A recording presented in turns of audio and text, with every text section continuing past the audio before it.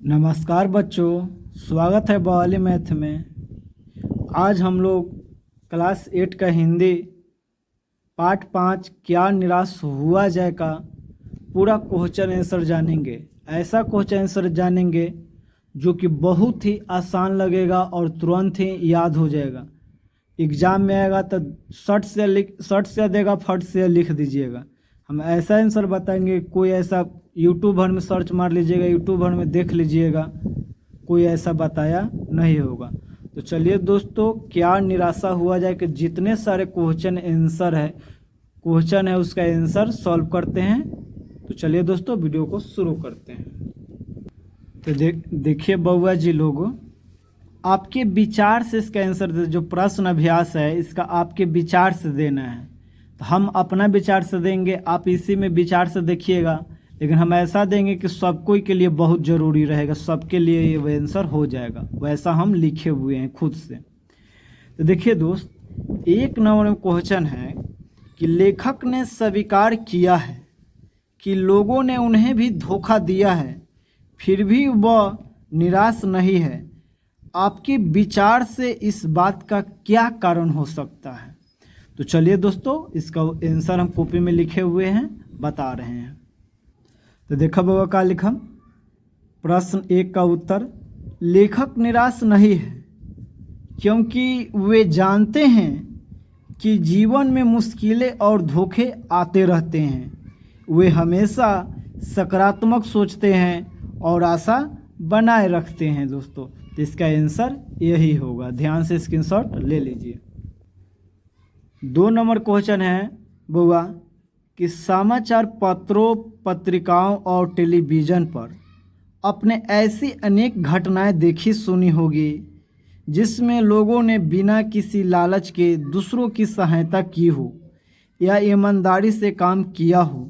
ऐसा समाचार तथा लेख एकत्रित करें और कम से कम 2 घटनाओं पर अपने टिप्पणी लिखना है अपना से। तो सब कोई का अलग अलग घटना घटा है भैया, हम बहुत संक्षेप में शॉर्ट में इसका विवरण दिए हैं और इसका बताए हैं। तो देखिए दोस्तों, इसका आंसर क्या होगा 2 नंबर का।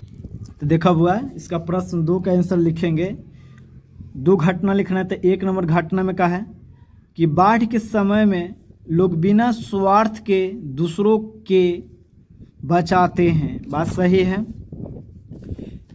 इससे हमें सीख मिलती है कि संकट में एक दूसरे की मदद करना हमारा कर्तव्य है। क्या दोस्त ऐसा हुआ है? अभी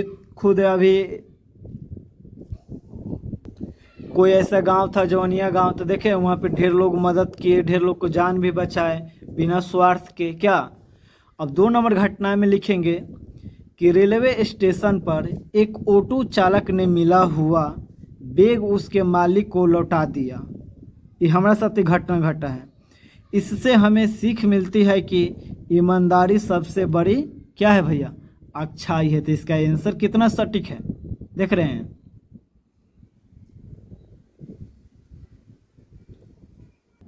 अब 3 नंबर क्वेश्चन है, आपके विचारे से हैं कि लेखक ने अपने जीवन की 2 घटनाओं में रेलवे की टिकट, बाबू और बस कंडक्टर की अच्छाई और ईमानदारी की बात बताई है। हाँ, बताई है। आप भी अपने या अपने किसी परिचित के साथ हुई किसी घटना के बारे में बताएं जिसमें किसी ने बिना किसी स्वार्थ के भलाई, ईमानदारी और अच्छाई के कार्य किए हैं। इसका पहले बुआ हम पूरा कहानी पढ़ा चुके हैं, तब इसका क्वेश्चन आंसर बता रहे हैं अलग वीडियो में। ठीक है ना दोस्तों? इसका प्ले लिस्ट में जाइएगा, लिखा होगा NCERT हिंदी होगा, उसके प्ले लिस्ट में दम लाइन से पहले पढ़ा दिए हैं, तब उसका क्वेश्चन आंसर बताएं, फिर पढ़ाएं, फिर क्वेश्चन आंसर पढ़ाएं। तो इसका भी अवश्य हम पढ़ा दिए हैं। तो इसका अब इसका आंसर जानने की का हम कह रहा है क्वेश्चन। तो देखिए बुआ, 3 नंबर के आंसर का लिखे हैं कि एक बार मेरे पिताजी का पर्स बाजार में गिर गया। उस पर्स में मैं पैसे और ज़रूरी कागज़ थे। थोड़ी देर बाद एक दुकानदार ने पर्स हमें लौटा दिया। उसने कुछ भी अपने पास नहीं रखा। इस घटना से मुझे सीख मिली कि ईमानदारी सबसे बड़ी नेकी और अच्छे लोग आज भी समाज में मौजूद हैं। क्या तो यही इसका आंसर होगा। देख रहे कितना अच्छा लिखल है। 4 नंबर बउआ जी क्वेश्चन है, पर्दाफाश। दोषों का पर्दाफाश करना कब बुरा रूप ले सकता है? मतलब जब दोस्त के हम लोग सच्चाई कुछ बताते, कुछ पर्दाफाश करते हैं, तो कब बुरा रूप ले लेता है? ठीक है दोस्तों, तो चलिए जानते हैं इसका सटीक आंसर। देखिए बुआ, पर्दाफाश प्रश्न 1 का उत्तर, जब दोष दिखाने का उद्देश्य सुधार के बजाय अपमान करना हो या झूठ फैलाना हो, तब यह बुरे रूप ले सकता है। क्या बात सही है कि ना? नंबर 2 बुआ क्वेश्चन है कि आजकल के बहुत से समाचार पत्र या समाचार चैनल दोषों को पर्दाफाश कर रहे हैं। ठीक है, इस प्रकार के समाचार और कार्यक्रमों को सार्थकता पर तर्क सहित विचार लिखिए। तो चलिए दोस्तों, हम विचार का लिखे हैं बता रहे हैं। तो देखिए दोस्तों, पर्दाफाश का 2 नंबर का आंसर देखिए वो,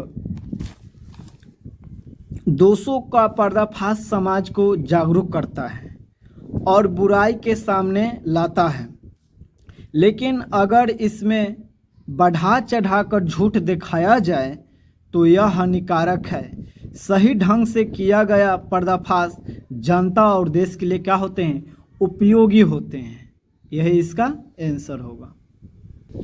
अब वह अगला क्वेश्चन देखिए कि कारण बताए कि निम्नलिखित संभावित परिणाम क्या हो सकते हैं, आपस में चर्चा कीजिए। जैसे ईमानदारी को मूर्खता का पर्याय समझा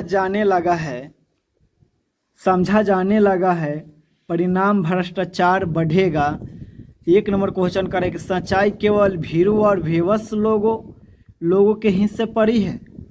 झूठ 2 नंबर क्वेश्चन है कि झूठ और फरेब का रोजगार करने वाले फल फूल रहे हैं। 3 नंबर क्वेश्चन है कि हर आदमी दोषी अधिक दिखा रहे हैं, गुणी कम। तो तीनों का आंसर दोस्तों देखिए हम लिखे हुए हैं, ये है। देखिए बुआ, प्रश्न 1 का उत्तर लिखिएगा कि लोग झूठ और चालाकी को सफल मानने लगे हैं और सच्चाई का महत्व घट जाएगा। ठीक है दोस्तों, कहा है लोग झूठ और चालाकी को सफल मानने लगेंगे और सच्चाई का महत्व क्या हो जाएगी? घट जाएगी, चाहे घट जाएगा। प्रश्न 2 का उत्तर है, लिखे हैं कि भ्रष्टाचार और अन्याय बढ़ेगा और ईमानदारी लोग पीछे रह जाएंगे। बात सही है कि ना?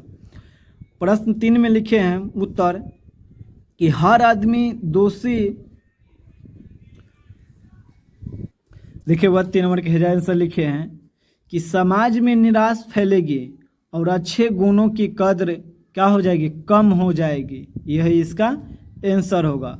अब दोस्तों जानते हैं क्या 2 लेखक और बस की यात्रा देखते हैं। क्वेश्चन कह रहा है कि आपने इस लेख में एक बस की यात्रा के बारे में पढ़ा। ठीक है, इससे पहले भी आप एक बस की यात्रा के बारे में पढ़ चुके हैं अपना मन से जो लिखे हैं। यदि दोनों बस यात्राओं को लेखक आपस में मिलते तो एक दूसरे के कौन कौन सी बातें बताते, अपनी कल्पना से उनकी बातचीत को क्या करिए? लिखिए। तो चलिए दोस्तों, इसका आंसर क्या लिखे हैं तो देखिए यहाँ, देखिए क्या लिखे हैं। यही है,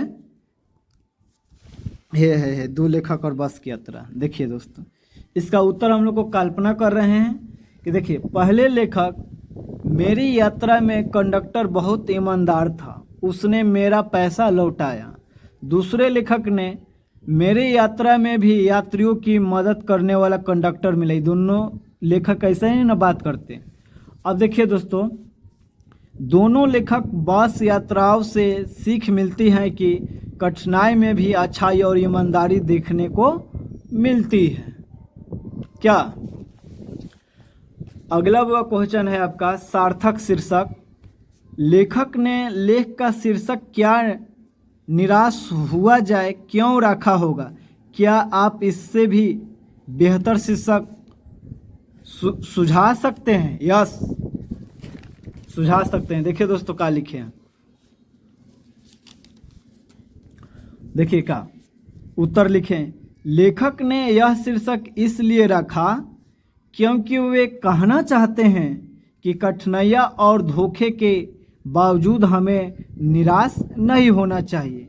बेहतर शीर्षक हो सकते हैं हमारा दिमाग से क्या क्या, तो आशा बनाए रखो, ये भी शीर्षक हो सकता है। निराशा नहीं विश्वास, ये भी शीर्षक हो सकता है। या जीवन का सकारात्मक संदेश, ये भी शीर्षक हो सकता है, तीनों में से। ठीक है दोस्तों, अब अगला देखिए। अगला वो 2 नंबर क्वेश्चन है कि यदि क्या निराशा हुआ जाए के बारे में कोई विराम चिन्ह लगाने के लिए कहा जाए तो आप दिए गए चिन्हों में से कौन सा चिन्ह लगाएंगे? अपने चुनाव का कारण भी बताएं। तो ठीक है दोस्तों, इसका कारण जानिए क्या है। देखो प्रश्न 2 का उत्तर यहाँ प्रश्न किया गया है, इसलिए प्रश्नवाचक चिन्ह ये वाला लगेगा, ऐसा चिन्ह लगेगा। कारण है वाक्य प्रश्न के रूप में है कि ना? कारण जो है वाक्य प्रश्न के रूप में है। शीर्षक का नाम क्या है? देखिए था क्या है यहाँ, देखिए क्या निराशा हुआ जाए, यहाँ क्वेश्चन मार्क देखिए, क्या निराशा हो जाए, तो क्वेश्चन का हथियार है कि ना भाव वही। अब देखिए दोस्तों, इसी के नीचे एक और क्वेश्चन दिया हुआ है पॉइंट में कि आदर्शों की बातें करना तो बहुत आसान है, ठीक है भैया, पर उन पर चलना बहुत कठिन है।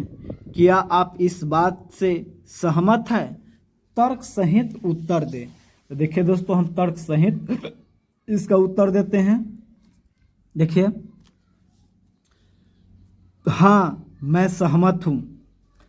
आदर्शों की बातें करना आसान है क्योंकि इसके लिए केवल शब्दों की ज़रूरत होती है, लेकिन आदर्शों पर चलने के लिए त्याग, मेहनत और साहस चाहिए, इसलिए यह कठिन है। अब देखिए दोस्तों, बहुत अच्छा प्रश्न आया कि सपनों का भारत, हमारे महान मनीषियों के सपनों का भारत था और रहेगा। 1 नंबर क्वेश्चन कर है, आपके विचार से हमारे महान विद्वानों ने किस तरह के भारत के सपने देखे थे? लिखिए। तो क्या देखे थे बुआ? तो यहाँ देखिए प्रश्न का उत्तर देखिए कि उन्होंने एक वैज्ञानिक, प्रगतिशील, शिक्षित और आत्मनिर्भर भारत का सपना देखा था। यही इसका आंसर होगा, एकदम सटीक आंसर। अगला है दोस्तों कि आपके सपनों का भारत कैसा होना चाहिए, बताइए।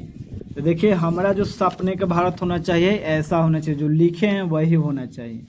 क्या है कि मेरे सपनों का भारत भ्रष्टाचार मुक्त, गरीबों की मदद करने वाला, शिक्षित, स्वच्छ और शक्तिशाली होना चाहिए। यही हमारा भारत का सपना है। अब वह है भाषा की बात का क्वेश्चन आंसर जाना कि 2 शब्दों के मिलने से समास बनता है। ठीक है दोस्तों, ये सब जान रहे हैं। समास का एक प्रकार है द्वंद्व समास। इसमें दोनों शब्द प्रधान होते हैं। जब दोनों भाग प्रधान होंगे तो एक दूसरे से द्वंद्व की संभावना होती है। कोई किसी से पीछे रहना नहीं चाहता, जैसे चरम और परम, चरम परम, भेरु और विवश। भीरु और विवश माने और ऐसे भी लिख सकते हैं, और बोलकर भी भीरु और विवश बोल सकते हैं। दिन और रात, ये दोनों सब बात क्या है, बराबर दिन और रात। अब क्या करें, और के साथ आए शब्दों के जोड़े को और हटाकर योजना चिन्ह भी लगाया जाता है। ठीक है, और का हटा देंगे तो ये योजक चिन्ह लगाएंगे। कभी कभी एक साथ भी लिखा जाता है। द्वंद्व समास के 12 उदाहरण को ढूंढ कर लिखिए। अब देखिए दोस्तों, 12 गो मैं लिखा हुआ हूँ। क्या है, देखिए देखिए देखिए दोस्तों, क्या लिखे हैं? सुख दुख, चाहे बोल सकते हैं सुख और दुख, दिन रात, वीरु विवश, राजा रंग, माता पिता, भाई बहन, ऊंच और नीच भी बोल सकते हैं, नर नारी, अच्छा बुरा, जीव जंतु, आशा निराशा, गुनाह और साजा भी बोल सकते हैं। ठीक है दोस्तों, यही इसका आंसर होगा। देख लो ध्यान से। अगला होगा कि पाठ से तीनों प्रकार के संज्ञाओं के उदाहरण खोज कर लिखिए। पाठ से तीनों प्रकार के संज्ञा के, तो देखा हम सब ढूंढ के लिख दे रही है। वो क्या लिखबा, देखा है छात्र, अध्यापक, विद्यालय, पुस्तक, ज्ञान, परीक्षा, परिवार, मित्र। इसमें तीनों प्रकार की संज्ञा है दोस्तों। ठीक है दोस्तों, तो क्वेश्चन आंसर आपका क्या हुआ, समाप्त हुआ। अब दोस्तों हम लोग जान जा रहे हैं क्या, शब्दार्थ, जो कि बहुत काम ही आता है। शब्द मजबूत होता है, कोई बोलेगा धर्मवीरू तो इसके मतलब समझिए कि क्या होता है। इस शब्दार्थ पहले देख लीजिए। अब देखिए दोस्तों, धर्मवीरू, धर्मवीरू का अर्थ क्या हुआ, जिसे धर्म छूटने का भय हो, अधर्म से डरने वाला। पर्दाफाश के मतलब होता है भेद खोलना, यानी दोष प्रकट करना होता है। उजागर के मतलब होता है प्रकट करना। गंतव्य का मतलब होता है स्थान जहाँ किसी को जाना हो। और ढांढस मतलब दिलासा देना या धीरज देना होता है। तो अगर दोस्तों क्वेश्चन आंसर इसका अच्छा लगा हो तो वीडियो को लाइक करें, शेयर करें और सब्सक्राइब करें। तब तक के लिए जय हिंद, जय भारत।